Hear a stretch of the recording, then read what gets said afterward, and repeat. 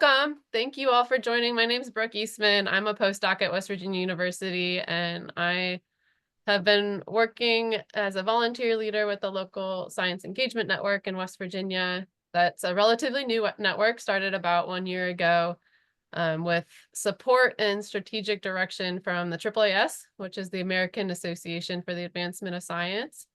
And the local science engagement network in West Virginia is meant to be a place to allow for researchers and science advocates and others interested in science and learning more about science, learning more about communities, learning more about the issues, the challenges and opportunities in West Virginia that are rooted in science and technology, to gather and to network and to work together to make West Virginia a healthy and vibrant place to live and work. And so we've been around for about a year now, and we've offered some training opportunities and networking opportunities for researchers to learn and practice their science communication skills and science engagement skills. And then we also have had some webinars that just give people a chance to come together and share the research that they're doing that's relevant to West Virginia, the partnerships that they're working on building, and just networking and having this culture together where we're trying to bring science into the conversations that shape West Virginia's future. And so this Science and Society virtual roundtable it's the first one that we've hosted, and it's meant to be a little bit less of like a typical lecture webinar and more and allow for more time for discussion. So we will invite all of you to share your questions and experiences at the end.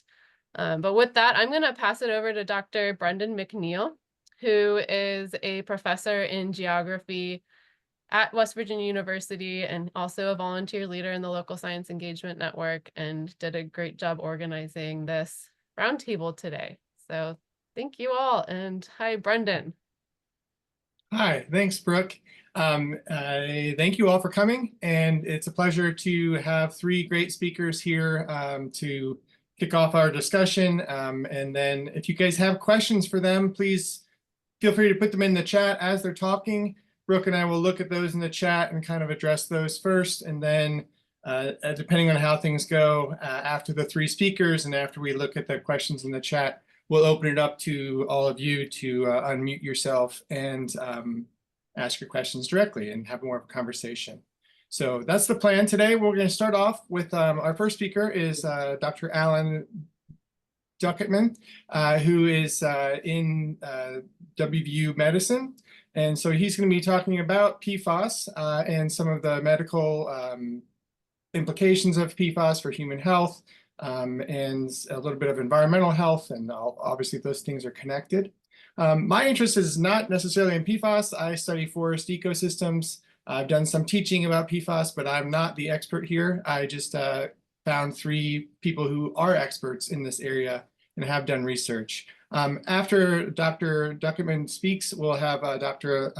Levan Elbakidze, and he is in the Davis College, and he's done some research. I found him just from an e-news article over the summer, where he and a graduate student have published some of their research on the sort of economic impacts of PFAS in the environments, particularly in Pennsylvania, but also around the country.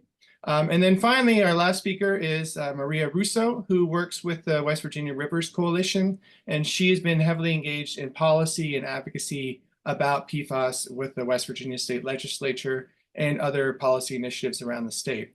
So I'm really excited to have those three speak, and I'll stop talking. And then after these three speak, I'll moderate questions and I look forward to input from all of you.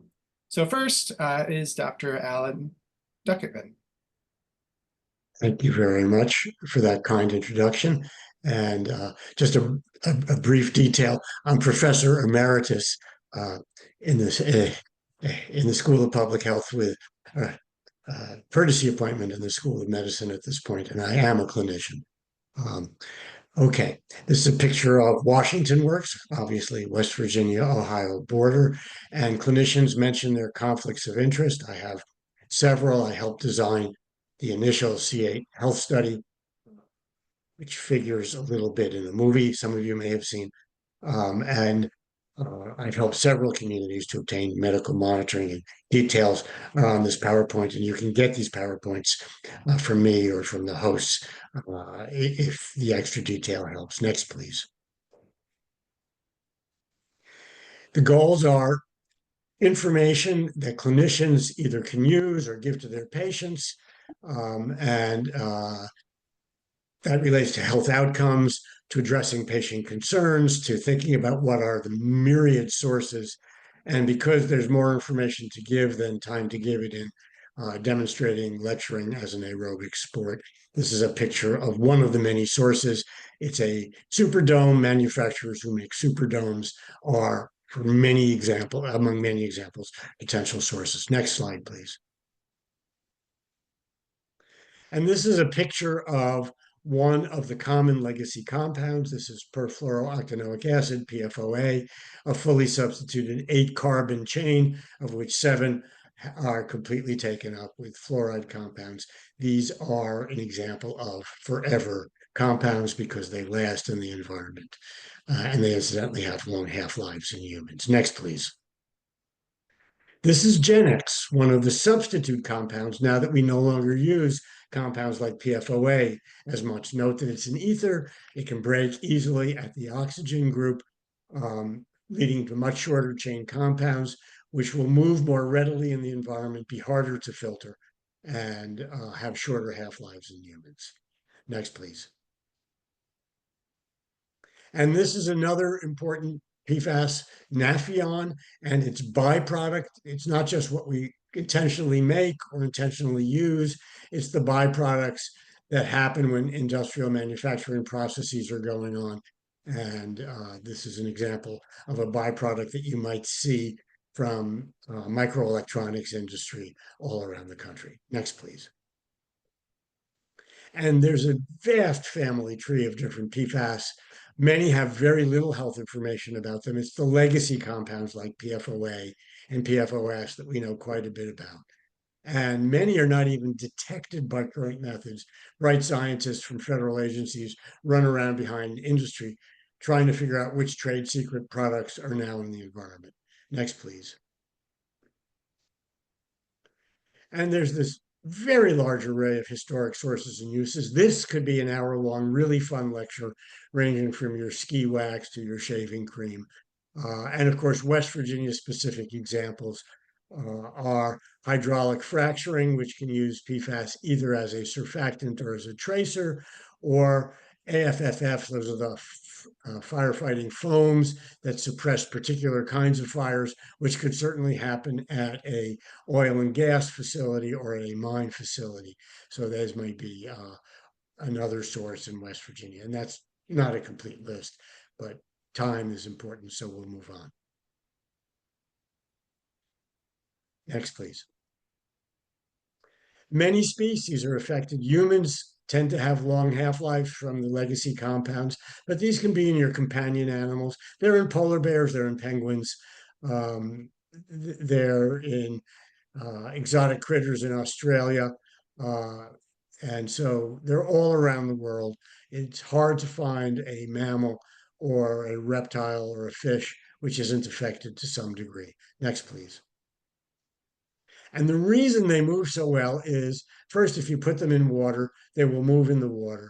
Or if you put them in the soil, they will eventually leach from the soil into water and then move in the water.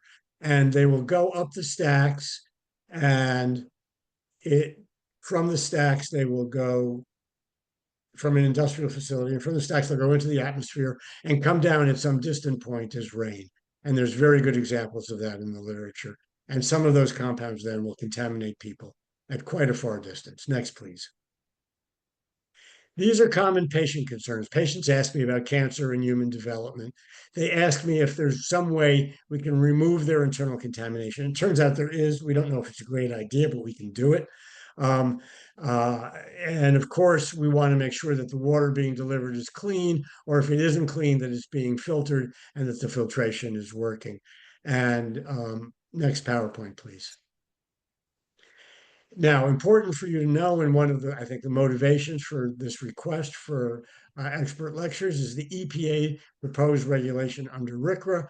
This has not yet been codified as a regulation, but it's a proposed regulation with extremely low maximum contaminant levels of 4 parts per trillion of PFOA and PFOS individually, with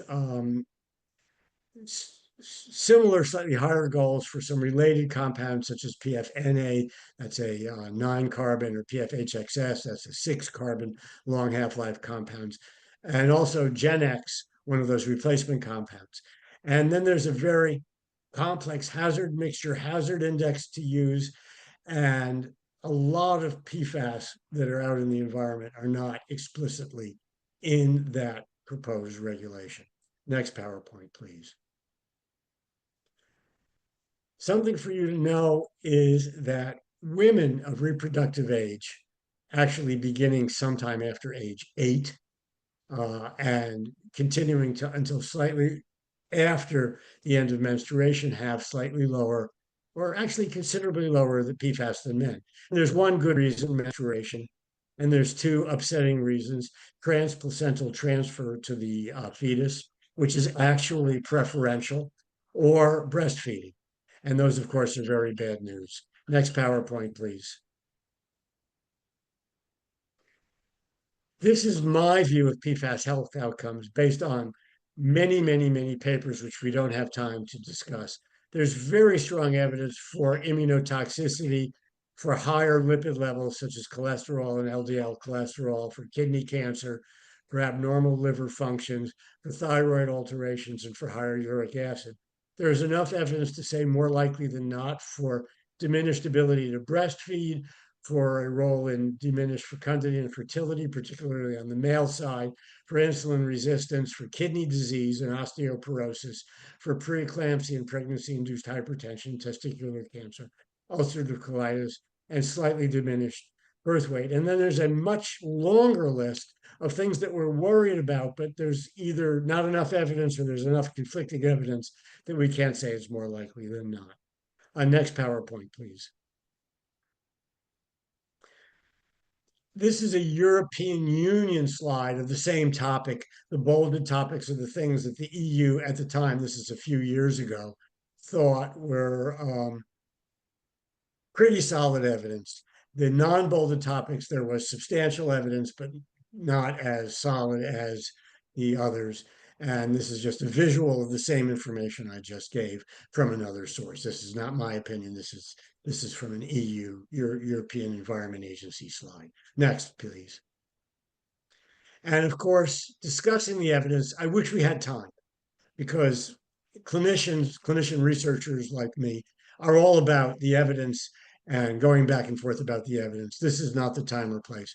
But if somebody's interested in that, we can set up another discussion at another time. Next PowerPoint, please. The health effects of the replacement compounds, we know much less about that.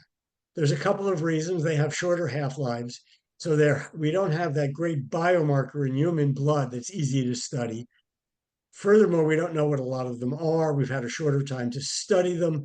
Some of them aren't even announced, and they're trade secrets.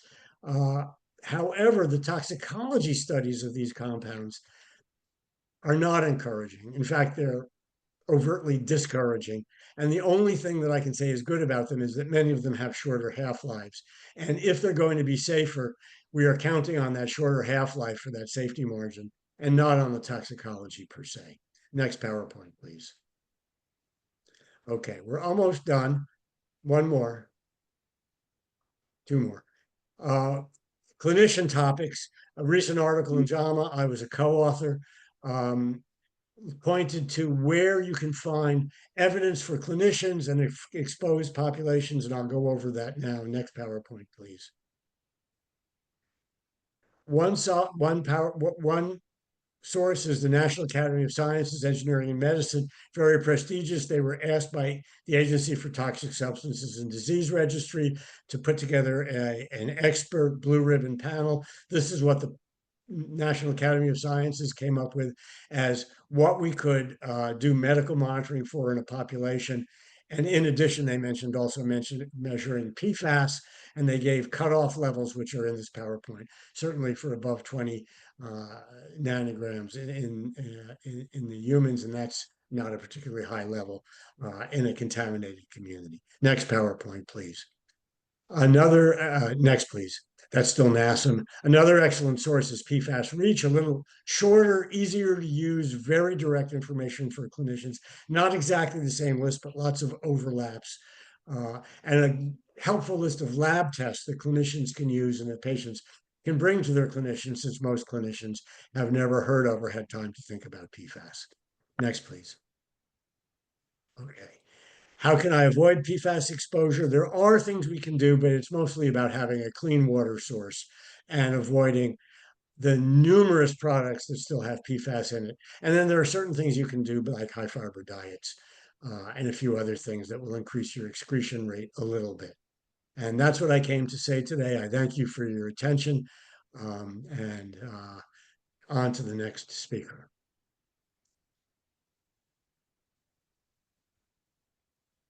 All right. So I think Levon wanted to share his own slides there. Thank you so much, Dr. Duckerman. That was wonderful.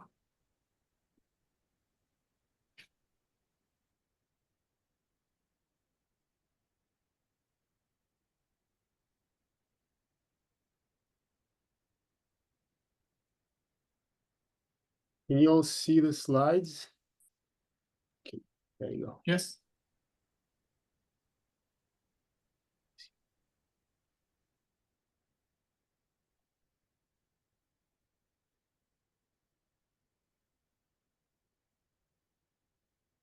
How do I do this?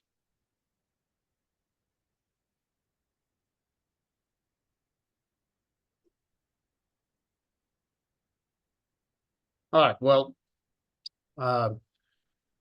thank you all for inviting me. My name is Levan Elbakidze. I'm an environmental economist, and I'm very thankful for you giving me a chance to share some of my thoughts on this topic.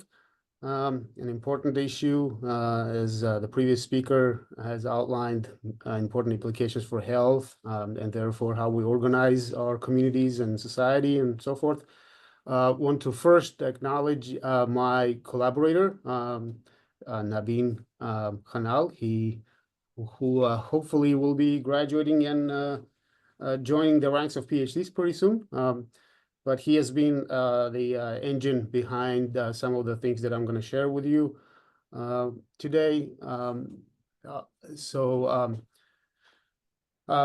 that's out of the way. I want to start by giving some background information on where I'm coming from and set the stage for the rest of the comments. So I'm an environmental economist. I am interested in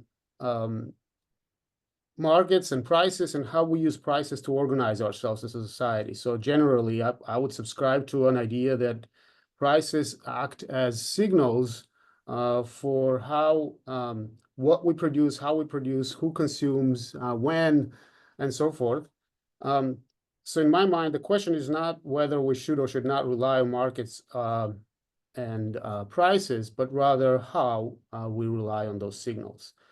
Are the prices solid and reliable enough to decide what we produce, how we produce, and so forth? After all, PFAS is a man-made problem, right? So in like most of the other pollution problems, markets, incentives is what leads us to where we are today. All right, so back to the prices. Are those signals reliable enough? And it turns out that not always. And so the question is when. What are the circumstances that limit the reliability of prices as good signals for how we should organize ourselves? And externalities is one of those situations, right? And technical definition of an externality is when you have a participant A in transaction, some market transaction, and a participant B who engage, buy and sell things. And the transaction affects participant C, who doesn't take part in the transaction. And if the transaction affects participant C positively or negatively, then we can say that the price that was involved in the transaction, it does not represent the true cost or benefits of the good that was exchanged. In most cases, we care about the negative externalities, especially in environment context, and here as well in case of PFAS. And so one can say, well, was the price correct? Did it send the right signals for what should be produced and what should be consumed? A good example of the classical example, it could be cigarettes, right? So if I go down to the store and buy cigarettes, and then I smoke next to someone who does not, I negatively affect them. And so one can argue that the prices of cigarettes are not fully reflective of the cost or social cost. So the economist would say, well, in that case, we can use what we call Pigouvian taxes to increase the price and discourage consumption, right? So PFAS is to some degree a similar case, right? It's an externality. And unfortunately, not much work has been done in economics about PFAS. There's maybe a handful of papers, but the literature is growing. So the past couple of years, I went to any conference I went to, that there were a few papers presented on this topic. So there will be a lot coming out pretty soon. But there's a lot of literature on environmental contamination. And so there is a lot of knowledge to build on. So I'm going to share with you some of the results or points from these couple of studies that we have produced. We have a third one that we're working on. One of these is published in PLOS One. The other one is under review. Okay, so what makes addressing PFAS a problem, challenging problem? One is that there's a regulatory gap, right? So PFAS are not regulated under Safe Drinking Water Act, and therefore it's hard to enforce or monitor these things. There's limited removal solutions, so things like reverse osmosis are expensive, but possible, I guess. Sources, we have good understanding of where these come from, but probably more research is needed to identify all the other sources that may be out there. And these things are persistent and they bioaccumulate, which increases the risks of exposure. Okay, so for contaminants that are not regulated under the Safe Drinking Water Act, EPA uses these unregulated contaminant monitoring rule, UCMR, to collect data on these substances that are bad for health and are not regulated under the Safe Drinking Water Act. So UCMR 3, that was from 2013 and to 16, which we mostly use in our studies, it tested for 6 PFAS. And UCMR 5, which is currently underway, that is testing for 29 PFAS compounds. And this time around, these samples have lower minimum reporting levels than the UCMR 3. That is a good thing because the MRLs are a real problem for data quality. What it means is that if there is PFAS in drinking water, but below the MRL level, then UCMR 3 will show 0, which is misleading. And so UCMR 5 is improving on that by using lower MRL, but that data is not complete yet. So for now, we use 2013 to 16 data, UCMR 3. But we correct for this data censoring in our studies. So unlike the previous literature that has not. And we also look at what are some of the socioeconomic characteristics that are correlated with incidences of PFAS in drinking water. All right, so this is UCMR 5 data that's available as of a couple of days ago for for West Virginia, and we can see there is some in drinking water. There's more detection this time around than in UCMR 3.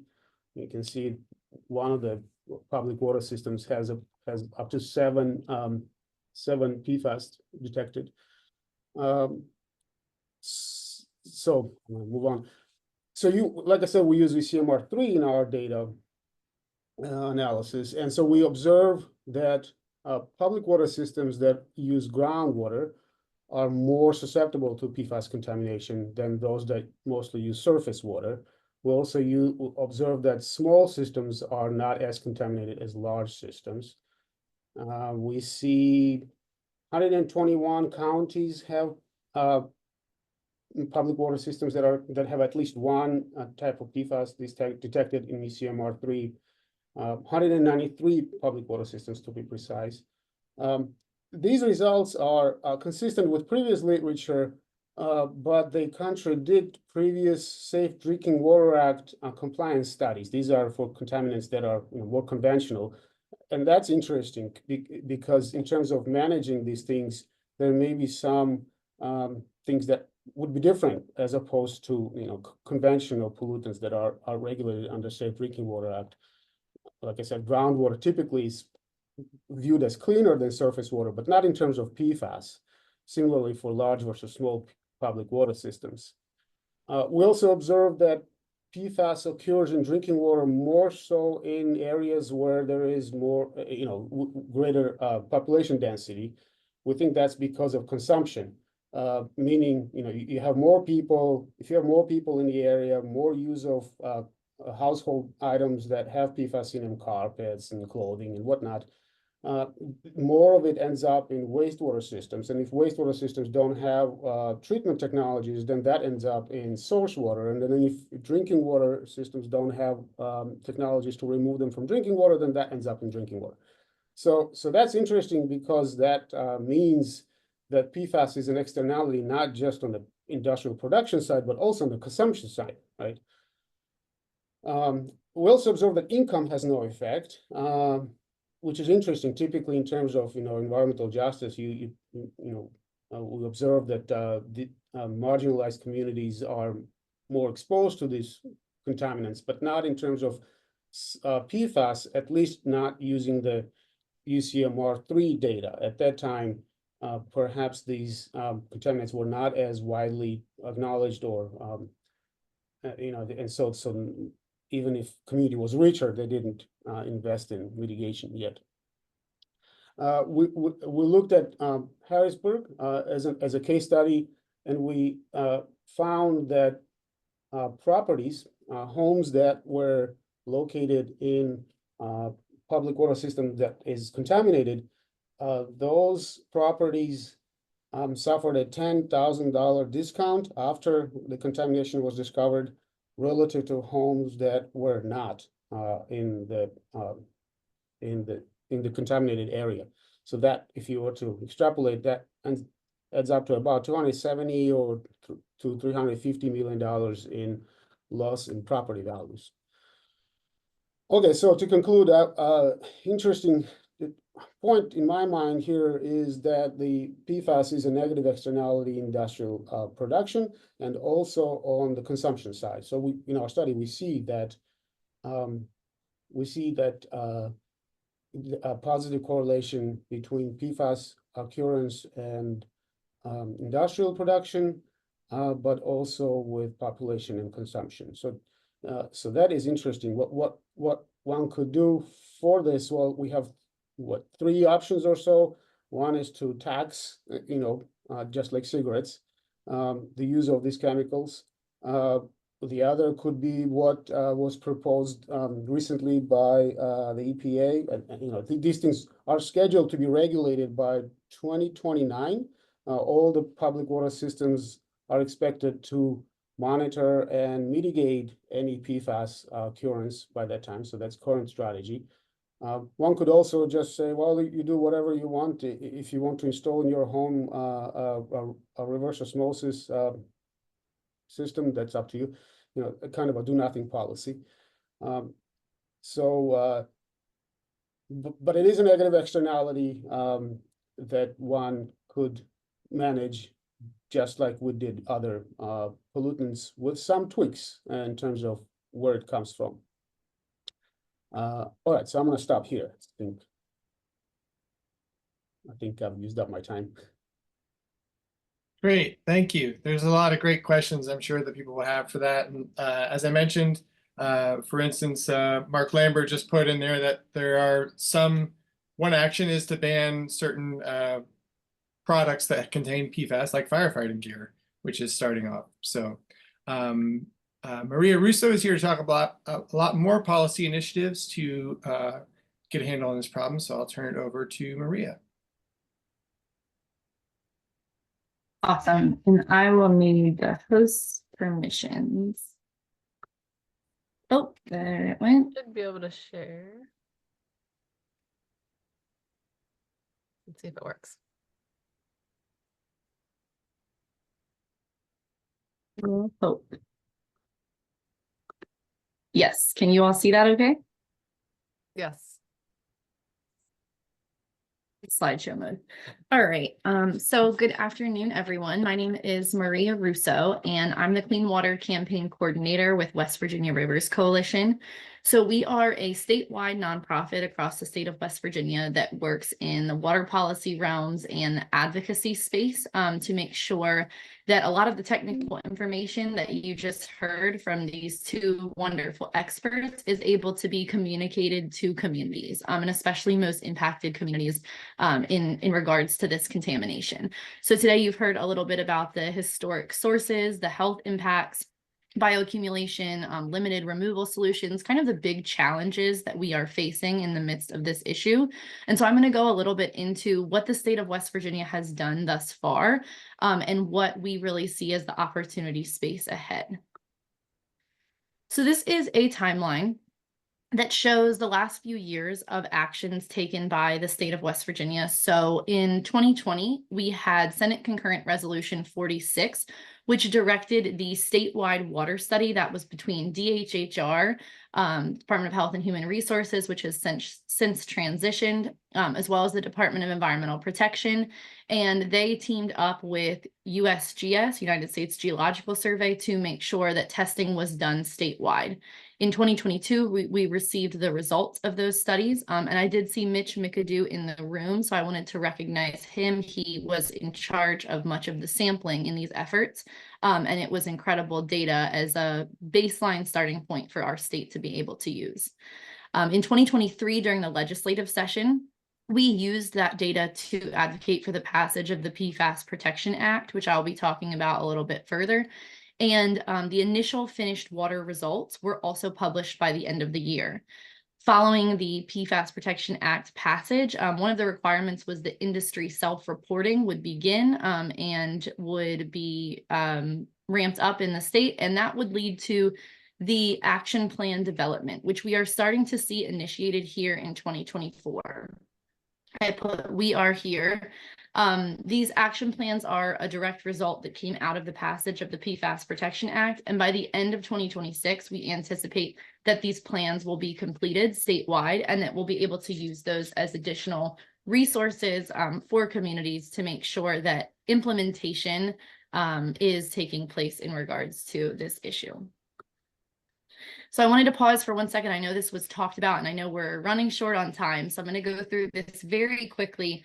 But at the time of the passage of the PFAS Protection Act, we only had information as far as the interim health advisory. So the health advisory is defined as the concentration of chemicals in drinking water at or below which adverse health effects are not anticipated to occur. So that was the only kind of marker that we had that we were working with when talking to legislators at the time. Since then, we have found out about EPA's proposed maximum contaminant level goal, which are essentially non-enforceable goals for public health. And we have also, since that time, had the maximum contamination level finalized, and this is the actual enforceable level that determines what the drinking water that will be used to deliver in the public water systems that you've heard about today. So this is, I wanted to point this out though, because the next slide that I'm going to show, it is data based on this health advisory, which was the only marker that we had at the time. So in order to pass the PFAS Protection Act, we went to state legislators and broke down the information by Senate district and by House district. We used the data provided by the USGS report. They tested over 279 community water systems. And we found that based on that health advisory that I showed in the last slide, that 130 of the statewide systems exceeded the health advisories, and this was in raw water. So this was source water that is being used in community water systems. Now, the finished water testing is currently still taking place across the state. So this is, I wanted to note that this is source water, but we found that 130 of them had exceeded that health advisory level. And I felt like when we brought this information to legislators, it was very eye-opening. I think that this was the most effective tool that we used in order to communicate to them, because many of them have heard about PFAS, they've heard about forever chemicals, but they don't really know what it means for their community. And I think this data allowed us to really talk to them on a hyper-local level to understand where their impacted residents were and what the specific community water systems were that needed to be addressed. So in 2023, that legislation did pass, and what it worked to do is to test PFAS levels in finished water, as I stated before, required industry to monitor and self-report. It established limits on PFAS discharges immediately upon EPA's issuance of their maximum contamination level, and it required DEP to develop site-specific action plans in communities to identify and address the sources of PFAS in drinking water supplies. So as we move ahead to 2024, where we are today, the Department of Environmental Protection applied for and was recently awarded EPA's Environmental Justice Government to Government grant, because while we were very excited about the passage of the PFAS Protection Act, it was an unfunded mandate. And so the state said, yes, this is a priority, but we're not going to provide funds at this time. And so it left DEP in a very difficult position. And so they began applying for grants, one of which was the EJ G2G grant. And they wrote West Virginia Rivers Coalition in as the lead community-based organization. And the goal is to give DEP the support to begin acting on those community action, those PFAS action plans. And we were charged with leading the community engagement efforts that will help support those plans being developed. So this initial grant is to support 15 water systems in 11 communities. So in some communities, there are multiple water systems. And this took the approach that we would start with some of the highest levels of contamination in the state, or some of the places with the most amounts of those hits of PFAS, and then be able to hopefully replicate that process of the action plan implementation across other areas in the state beyond these 11 communities. So some of the activities written into the grant were researching innovative and inclusive methods of community engagement and convening a design committee with partners who would be able to support that community engagement process, and deploying community ambassadors as our leaders. So these are people who live in the communities that are most impacted to help provide education and outreach to other members of their own community. And our goal is to host community meetings in the years ahead and to use local knowledge to determine possible sources of PFAS. Now, as we stated before, many of the sources of PFAS are known, such as industrial discharges, but many of the sources, as discussed in the last two presentations, that have to do with population or consumption, or maybe one-off activities that took place in a specific location, that's what we're really leaning on communities to try to help build out and make sure that those are reflected in action plans as well. And again, as I stated, being able to then replicate that process across other communities in the state of West Virginia. So one of the target communities that will be addressed first is the Eastern Panhandle. This is because there were some of the highest amounts in the source water detections and in some of the initial of the 37 systems that have been published as the finished water data. So I'm going to drop some links in the chat to some of that because I don't have time to get deeply into these today. But I wanted to just show that some of the communities that we'll be targeting first are Berkeley Springs, Charlestown, Harpers Ferry, Kearneysville, Martinsburg, and Summit Point. And again, then translating that to other communities once we get sort of the framework set up in those spaces. And additionally, in the Ohio River Valley, we have the communities of Benwood, Chester, Follansbee, Glendale, and Weirton. And so the Eastern Panhandle and Northern Panhandle were just two geographic areas that will be, again, starting in and then transferring to other places. So as we look at the implementation challenges, as we know, and as we've heard across all of the speakers today, that this is an immense problem with many pieces of the puzzle to try to figure out. And we recognize that the PFAS Protection Act was a great success in West Virginia, but it's the first step of many, or maybe the second or third step of many, to really handle this large and complex problem as we've seen. And as we're engaging communities, we at West Virginia Rivers Coalition think that's a very important process to be able to talk to impacted communities about what is affecting them. But it's a very difficult process because we, recognize that many questions still remain about this process of how we will address any one specific source in this myriad or this map of challenges. And so that has been difficult. As we began talking to communities, we want to balance the necessity of public education and engagement with also not wanting to cause fear or, kind of concern to many of these questions that we still cannot answer and are working to as a unit. And finally, we also at West Virginia Rivers Coalition put together a PFAS blueprint, and this provides some considerations to support DEP in the implementation of the PFAS Protection Act. We put this together before we knew that we were awarded the EJG2G grant, but this goes into some other policy recommendations. So I'm going to drop the link in the chat because we really feel that there are still some pretty huge policy gaps that will need to be addressed, such as the one that was discussed before my presentation around PFAS bans that may need to take place. And so we recognize that there are many, many steps beyond this. Another policy gap we've heard as a large concern in West Virginia is that much of this testing that has been done is in public water systems or community water systems. But what happens for people who primarily drink off of private wells? So these are all kind of considerations that we're taking into account. I'll drop the link into the chat for this blueprint so that you can see some of those question marks that we recognize still remain.